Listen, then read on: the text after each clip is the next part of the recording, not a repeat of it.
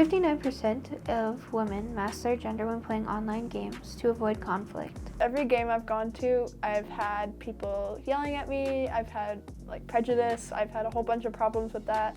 And it's just this, I either hit a wall, or what will happen is people will be really toxic and they'll make me not want to play games. That's why I stopped playing Overwatch, that's why I stopped playing Valorant, that's why I've stopped playing Destinies. I had a lot of people who would just insult me, and it's just really a lot, which is why I play League, because League doesn't have a voice chat. And so if people try to start insulting you, it's almost never because of who you are, it's always because of what you did, which is really easy to ignore.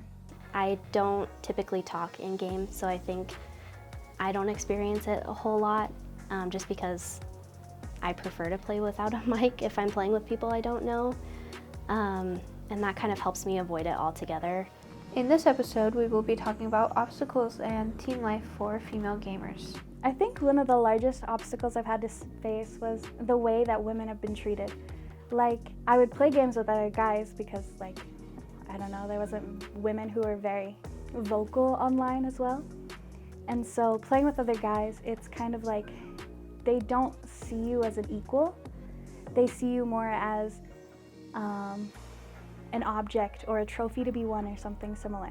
Another thing that comes with that is just the struggles of mental health and mental illness, because when you grow up being a woman online, there's lots of ways that you're treated differently, and it affects you mentally for the rest of your life, and it's something that you think about, because men typically will compare you to other women, and they'll be like, oh, you look different, or you're not as good at games as her.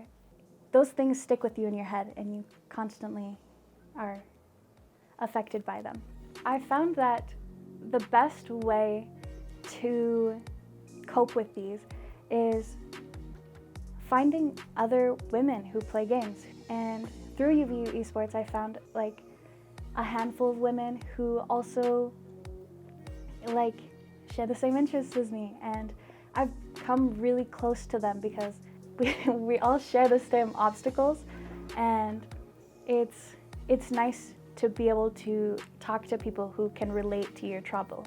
Not only has it given me a support group, people who care about me and want me to get better, but there are people who will help me improve. They'll help work through the hard bits, they'll help work through the ugly bits. So not only do I get emotional support, I get actual support in game. I've really enjoyed it, and especially this year, because I feel like all of us have gotten so close with each other that we enjoy playing even when it's not practice time.